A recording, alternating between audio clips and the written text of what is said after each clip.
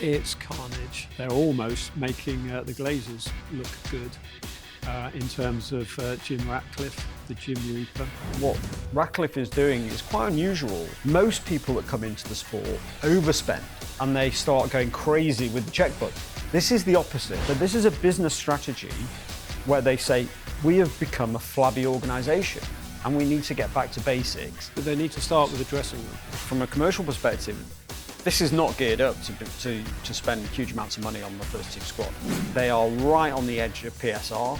You're going to make staff at Carrington feel like second-class citizens. Football clubs are so much about morale, and if you can't put a price on having a good morale. English football is exciting. What's happened in the US with Lasso has opened this window to people. And then when people start complaining about the money, what they're really complaining about is that we're better at business than them. Hello, welcome to How Football Works. I'm joined this week by the award-winning football journalist Henry Winter and the former financial advisor to Manchester City and legal expert Stefan Borson. Gentlemen, welcome along to you. Let's start where we usually begin our shows, at Old Trafford. And there is a lot going on. Up to 200 more job cuts were announced to the club yesterday. That's on top of the 250 that were culled in the summer. It means over a third of the workforce has been cut since Ineos took control. But in what was described as a transformational plan, it doesn't stop there. Free staff lunches at Old Trafford, gone and replaced by fruit. And at Carrington, only players will get a free lunch choice. It's soup and sandwiches for everyone else. Henry Winter, I'll start with you. From a PR perspective, this seems like an absolute shambles once again for Manchester United. It's carnage. And I mean, they're almost making the Glazers look good in terms of Jim Ratcliffe, the Jim Reaper, as some of the fans are calling him. I mean, redundancies at an emotional institution like Manchester United are never going to be easy. And when you've got one or two of the pretty important people in-house being laid off, who are actually staying on and helping out, because the club basically can't survive without them, organising things, really important events, then look, I guess there's no easy PR with this. But I think if you are, this is not like Ineos and Sir Jim Ratcliffe dealing with a petrochemical refinery. This is not just employment for these, it's going to be 450 people.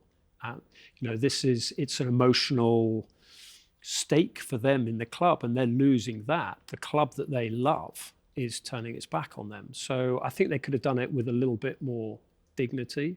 But I guess that's the business world. And actually, you just listed the fact that the players are going to get the free lunch. The players are part of the problem here. The amount of money, and Stefan can take us through the figures and explain them far more eloquently and intelligently than I can. But the actual numbers that it looks like they're going to save with these cutbacks, and also the hike in ticket prices as well. Let's not forget that. If maybe they'd spent a little bit more judiciously on Rasmus Højlund, they probably paid 20 million over the odds for him. If they, Anthony, they probably paid 30 million over the odds for him. That's 50 million pounds, which will probably have covered a lot of the damage that has been done. But let's not forget, in the background, the Glazers. And I'm bored saying this. I've been saying this since 2005, since they went into the Football Association and effectively hoodwinked the supposed governors of the game that they would be conscientious guardians of this great football institution, Manchester United. And now, how much have they taken out? You'll tell me it's about £1 billion. Close to £1 billion, yeah. That is outrageous. We'll come on to the Glazers in a bit more detail a bit later on, because I really do want to explore that. But Stefan, as usual, you've done your homework excellently before the show. We talked about these marginal gains, as Dave Brailsford would probably put it, in these cuts that Ineos are making, which from a PR perspective look ridiculous. But how much is Manchester United actually going to save from these? Is it going to make the impact that they say it will? Well, we don't know is the truth. If you look at the statement that they put out at the year end, they talked about annualised savings of around 40 to 45 million pounds. But it's very hard to see how the retrenchment that they had at that stage was going to have that impact, because we know that they made approximately 250 redundant at the end of the in the summer, and we know that cost from their accounts about £8.6 million. Now, if you do the maths on that in terms of the average per head, that's around about £35,000 payment out on redundancy, which would, I think, suggest that the sort of average salary of the people that had already gone was actually quite high, probably somewhere in the order of £70,000 to £100,000.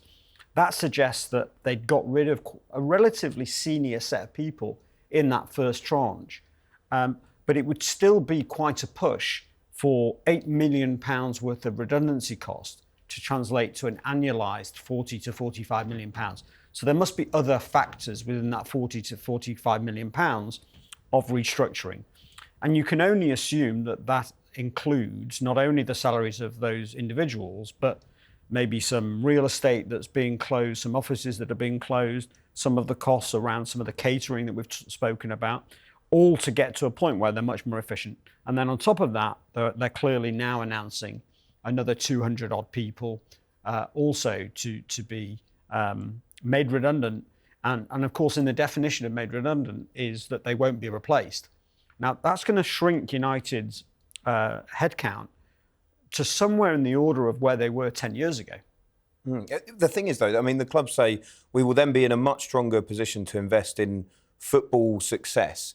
We spoke about these free lunches getting cut, Henry. The clubs say that will save them around £1 million a year. I mean, that is 3 weeks of Casemiro's wages. Are they trying to almost pull the wool over the fans' eyes with the way they're trying to explain these cuts? But I don't think you can pull the wool over the fans' eyes. You've only got to see the protest movements, the discussion on social media, on forums. This is not some sort of Lowry image of fans going to the match. These are many of them intelligent individuals. People like Stefan, who've got responsible jobs, who understand. I know you're more City than United, but there are a lot of intelligent United fans who will look through the numbers. There are accountants there. You've only got to look at the statement from the Manchester United Supporters Trust to see that they go into it on an emotional level, but also on a financial level. And I don't think either of them fully stack up.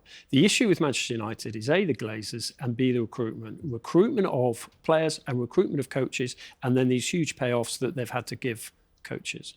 Just very briefly on that, and sorry to cut across you there, Stefan, but it's so damaging from a PR perspective, seemingly at the moment. It's obviously not going well on the pitch. Why do you think that they are persisting with these cuts at this time? Surely they've recognised that in the public eye, this is not doing them any favours. I think if you're a multi-billionaire like Sir Jim Ratcliffe, who's climbed to the top in his profession, I'd think a few sort of journalists or a few sort of squawks from fans, I don't think that's going to worry him particularly. Well, I think part of it is sort of not fully understanding what he's dealing with. And it's not the first time that new owners have come into a football club and been surprised by the scale of the organisation and also the profile that they have compared to where they've come from. And there's tens of examples of this over the years where that sort of shock about how you do business in the football world is different from the outside world. And a lot of people have lost a lot of money on that journey. And right now, from Ratcliffe's perspective, the investment doesn't look like it's worth what he paid. And we've seen that numerous times. But the reality for United in terms of why now is, in many ways, this is a good time to do it. If you think about the changing position on the field, you look at how people are looking at business cost on a global sense. So if you were to take some of the examples that we're seeing in the US, that we saw on Twitter, for example, where we know that Musk went in very early days in that organization and chopped huge numbers of people. And we have to remember, the sort of retrenchment we're talking about here at United is very, very substantial, because when you actually look at the numbers as to where they've come from over the last 10 years, quite a lot of the additional headcount is on the footballing side.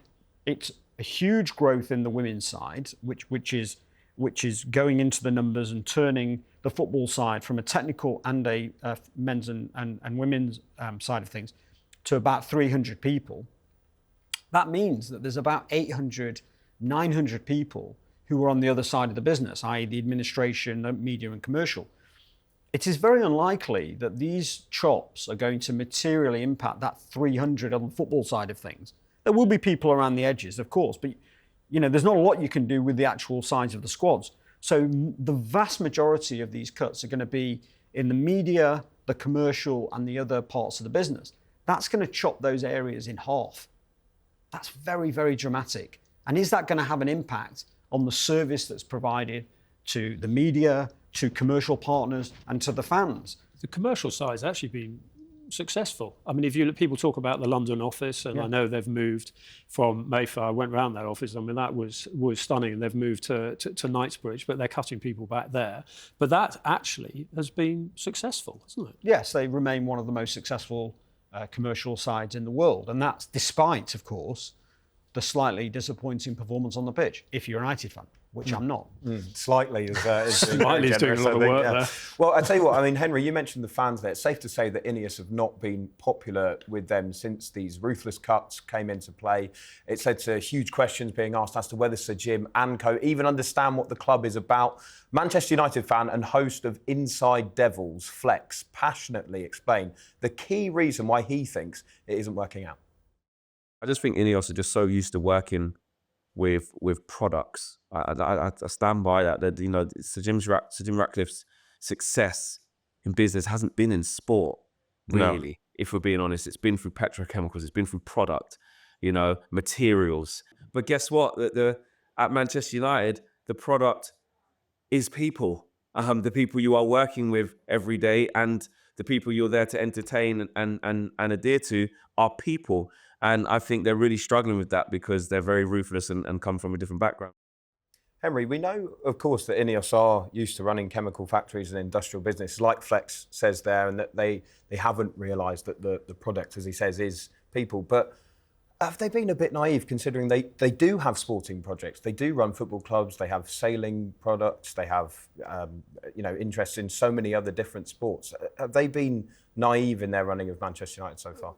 Everything that Flex said there is absolutely spot on. I hope Sir Jim listens to that, because I'm not sure who's really advising him, whether he's got people who have got one eye on the fact that football is about the heart as well as the head. You talk about the fact that he's had sporting connections before. It didn't always go that well at Nice. It certainly hasn't all gone that well with Sir Ben Ainsley. So I think there are issues there. It's quite amusing to watch from afar, generally, how incredibly successful businessmen step into football and just make a mess of it, whether it's the advisors, whether it's hubris, whether it's ego, whether it's the dressing room door opening and they just get this whiff of the players and the sort of the success and all that, and that it actually just takes them away from what they were good at. I mean, the interesting thing here is, and I do agree with what's been said in terms of the business is being very different. But what's interesting here is actually what Ratcliffe is doing is quite unusual in the way that most people that come into the sport overspend, overcommit, get all of that sort of dressing room excitement takes over, and they start going crazy with the checkbook. This is the opposite. Now, this is very much around, and this is where I think it's not going to be a great message to United fans, but this is where people just, I think, need to sort of step back and understand what they're trying to do here. This is a business strategy that is a template that's been used multiple times by them in terms of going into what they call distressed businesses that are underperforming, taking out huge amounts of cost, taking out some of that fat that's built up over many, many years of underperformance, and effectively saying, what's the minimum we need to rebuild from the base up? So who do we really need in this organization? Who is really important? And let's not forget, they do have a new chief executive who has come in, and presumably, certainly his name is on these statements. So it's all very well sort of saying, it's all Ratcliffe. The reality is that they do have a new CEO who must have signed off on this as a strategy. His name is over the door from a new listing perspective as well. So he has obligations to that market. And remember, Sir Jim Ratcliffe is not even a director of Manchester United, the company. So it's not just Sir Jim Ratcliffe directing it. So this is a business strategy where they say, we have become a flabby organisation and we need to get back to basics, whether it's a football business, chemicals business, whatever. And some of that is to be respected. I mean, that is the way that you should run a good business. They need to start with the dressing room. Well, they are. It's not. I think they would say we're not ignoring the dressing room. We've inherited a lot of problems. You've got long-term contracts. This is not like a chemicals business where they can't deal with the wage bill in the dressing room overnight. You can't make a footballer redundant. You have a fixed-term contract that has tens of millions of pounds on it. That means that you don't have the flexibility that they have with somebody in the commercial team or somebody in the media team. But they gave Ten Hag 200 million in the summer when everyone was expecting him to be sacked. Sure, but they believed that the signings that they were making were for the good of the organisation going forward. I mean, ultimately, they have to make it work on the pitch. The big challenge they're going to have is that part on the pitch in terms of what they're doing on the cost there. So all of this retrenchment makes terrible headlines for them, but may well be actually a reasonable thing to do. They may well have got quite flabby in the organisation such that it needs to be reset. The challenge that they're going to have on the pitch, and what they seem to be doing, is creating a cost base. And they said this themselves in one of the pieces this morning. They've obviously briefed this, or I think they said it to the staff yesterday, that they're trying to create a cost base, assuming they're in the Europa for the next 4 years, the Europa League. And effectively, therefore, if they can get themselves into the Champions League, it's kind of all financial upside. Now, that's fine, except if you're then going to have your first team cost base at sort of Tottenham Hotspur levels, that could create you an issue in terms of being able to compete with City, Chelsea, Arsenal, Liverpool, because those teams are going to have wage bills closer to the £400 million mark, and United are going to have a wage bill, say, at 250.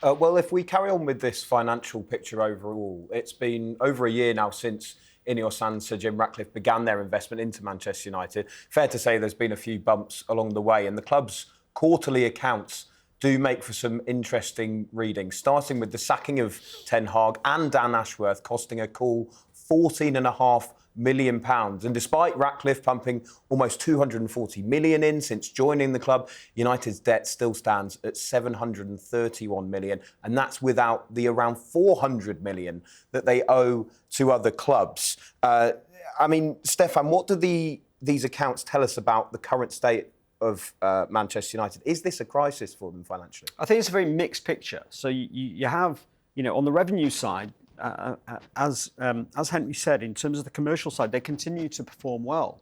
They've just signed a new contract with Adidas, a new contract with Snapdragon, front of shirt. So there aren't really any major areas where they're underperforming commercially. On match day, they've driven match day revenue quite aggressively recently, and this is all despite the performance on the pitch. But ultimately, they're in a hole right now because unless they can win the Europa League, they are not going to qualify for the Champions League. And we're in a situation now in the Premier League where you've got the cliff edge of relegation, but you've also got the cliff edge of non-qualification for the Champions League if you're a club like Manchester United. Same with City, same with Liverpool, same with Arsenal. That is now a £100 million hit if you fail to qualify for the Champions League. With that in mind, obviously in the league campaign, it would be an absolute miracle if they managed to qualify for the Champions League from here. But they do have another route through the Europa League. Yeah. How crucial is it for them to win the Europa League this season, to qualify for the Champions League in terms of their financial standings? Well, it's not essential, but clearly it would be a big help. But it's not essential because of what I said earlier and what Henry's been saying about their commercial success and the revenue. They get more money from generated. Adidas if they're in the Champions League. They will lose if they're not in the Champions League. They will immediately have a £10 million penalty from Adidas. And that deal's worth about 90 million, is it? 90 a year, yeah. Yeah. So, but they used to have a penalty where if they had 2 consecutive seasons out of the Champions League, they would have a penalty. But now it's a clean £10 million. And if they were to be relegated, then they would have a much bigger hit. I think it's a 50% reduction if they're relegated. But So it's a split picture. You know, Manchester United's main issue remains that they're heavily indebted and they're spending too much money on non-performing assets on the field. And that will have to work its way through over time. They will have to try and get rid of Rashford and his £300,000 a week salary. They will have to try and get rid of Casemiro on his £300,000 a week salary. You know, these sorts of hits to their P&L, where they're getting nothing from these players, more or less. That's where the problems for United are. And then it's all about how they buy from then on in and what the team does on the pitch. Henry, Ineos have made plenty of mistakes since they've come in. We've had the hiring and firing of Dan Ashworth. They backed Ten Hag and then they sacked him after that. They have made errors, but you brought it up earlier. Would you still say that Manchester United are hugely feeling the effects of the Glazer ownership more so than Ineos and their errors so far? Totally, because they introduced the word debt to Manchester United. I mean, if you go to Old Trafford on a non-match day, it's like match days elsewhere. I mean, you just look at Stefan's been talking about the commercial revenue. I mean, that megastore is just a license to print money, and it's extraordinary. And yet still, Manchester United, since 2005, have been associated with debts, with payments in kinds, with interests being taken out of the club. I mean, how many directors at other clubs in the Premier League actually take money out? I mean, it's very, very few. So I think the Glazers model, I mean, look, they're laughing all the way to the bank. They've taken a billion out from Ratcliffe, and what they've done, however you want to call it, will probably be talked about in the Harvard Business School for years to come in terms of the profit they've made, in terms of the damage that they have left. It's huge. I mean, not that it's going to get any easier for the club. I mean, unless the shareholders, i.e. Glazer and Ineos, want to put their hand in their pocket, there are, given that interest rates are unlikely to fall materially over the next couple of years, they have a refinancing that they need to do in relation to most of their debt. So that is likely to refinance at a higher level than they're already paying. So they're likely to get a higher hit from the interest charge going forward after that renews in 2027, unless the equity holders want to effectively pay off some of that debt. And then, of course, there's a stadium that we've talked about over and over again. And it's very hard. We've talked about it on this show. It's very hard to see how United managed to pay for a project of £1, £2, £3 billion without very, very significant additional debt. And even if it's secured on a brand new stadium, it's still going to mean that on the balance sheet of that football club overall, they will have a huge level of third-party debt. Now, so these problems are not going away. From the Glazers' perspective, actually, you wonder why they've held it since 2012, because they could have easily just stuck the money on a global index tracker and made actually a better return than they've made from Manchester United. And especially now because they can't take dividends out, given the performance of the club anyway. So it's a bit of a mixed bag, but the problems they're not going to go away tomorrow, and they're not going to go away tomorrow even after the retrenchment.